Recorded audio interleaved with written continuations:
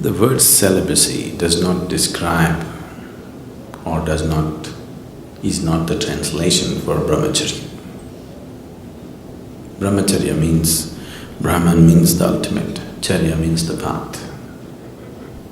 You're on the path of the ultimate, that is brahmacharya. Celibacy is talking only about the physical aspect of holding yourself back from an unnatural urge which is going on in the body and more in the mind. So celibacy is not the right thing to say when we say brahmacharya. What it means is, you are working to organize your energies in such a way that your joy, your love, everything that you need is within yourself. You have enough experience in life to know that nobody, however dear they may be, is 24 hours reliable. Isn't it so? Yes? Yes or no? All of you have enough experience in life to know that, isn't it? However dear and wonderful they are, nobody in the world is reliable 24 hours of the time to maintain your love and joy, isn't it so? Yes. Have you realized that, or are you still hoping? So it's out of this wisdom, because if one wants to really know higher dimensions of life, one thing that is necessary is that within you there is a constant sense of peacefulness and joyfulness. If this is not there, then you will go after something. If you don't feel steadily peaceful and joyful, then you will do compulsive activity of trying to be happy. So, a brahmachari is somebody who is trying to organize his energies in such a way that to be peaceful and joyful is all his own. He is not going to lean on anybody for that. Have all the brahmacharis reached there? That's not the point. They're working towards it. They need support, they need atmosphere to make that happen for themselves. It's not a small task that they have taken up. If once a human being's way has become like this, that his peace, his love, his joy is not dependent on anybody, he has the necessary background to spring up to another dimension. If this is not there, he will naturally get entangled in compulsive activity. So brahmacharya on one level fundamentally means to move from being a compulsive human being to a conscious human being. You may decorate your compulsiveness with all kinds of romance around it, but do you see it's a compulsive behavior? Yes? It is not a conscious behavior.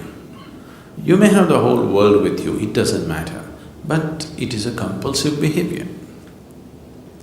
You can write poems about it, you can write great stories about it, you can make movies about it, but fundamentally it's a compulsive behavior which you're trying to clothe in so many beautiful clothes just to not face the reality. I'm not trying to take all the romance out of your life, okay?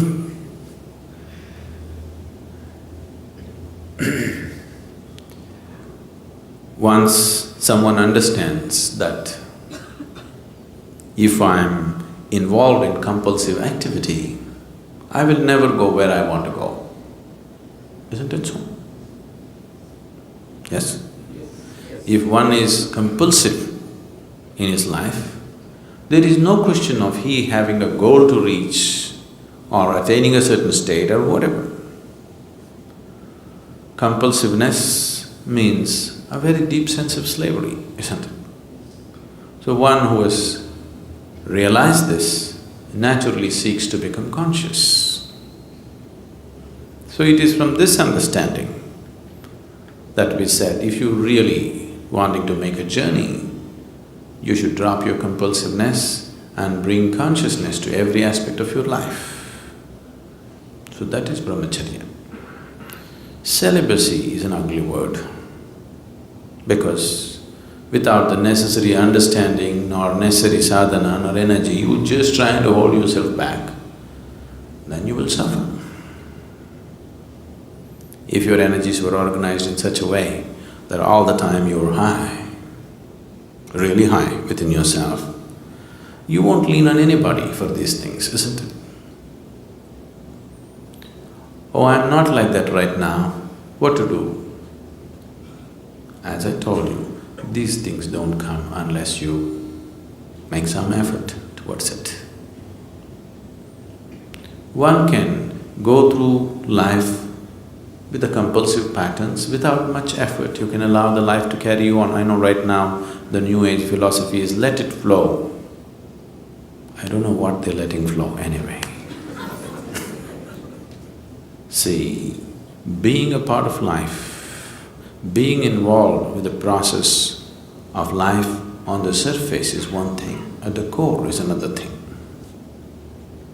Nature is on two different levels. One aspect of nature knows nothing other than self-preservation and procreation. This is the surface of nature. Your own nature if you take the nature of this body, it knows only self-preservation and procreation. It doesn't know anything else. So if you go by your physical nature, naturally this is all that you will do. Survival and procreation. Eating, sleeping, reproducing, dying. That's all that will happen if you go by the ways of the body. But at the same time, there is another nature within you which is longing to expand. If you give it the whole existence, it'll gobble up and still be hungry.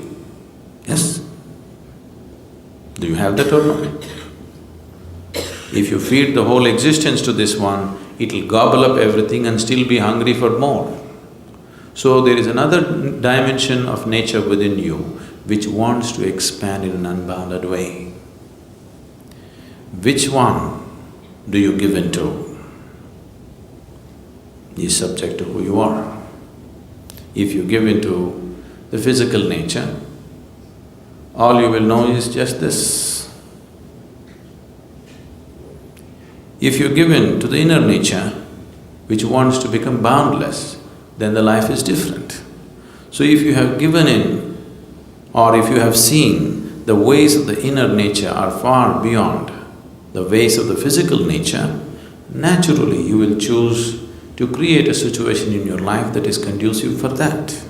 It is from this understanding that brahmacharya or sannyasa became a part of spiritual process. Celibacy is a Western idea that is just to imitate the yogis of the past. All these things have been picked up at random by people. If you are not aware of this, even 6,000 to 8,000 years ago, Indian yogis traveled all over Europe and Arabia. They established many things. Even when the Phoenicians were building things in Arabia, they were setting up their empire. Even then, the Indian architects, the Indian sculptors, the Indian elephants and the Indian yogis went. That's almost 5,000–6,000 years ago.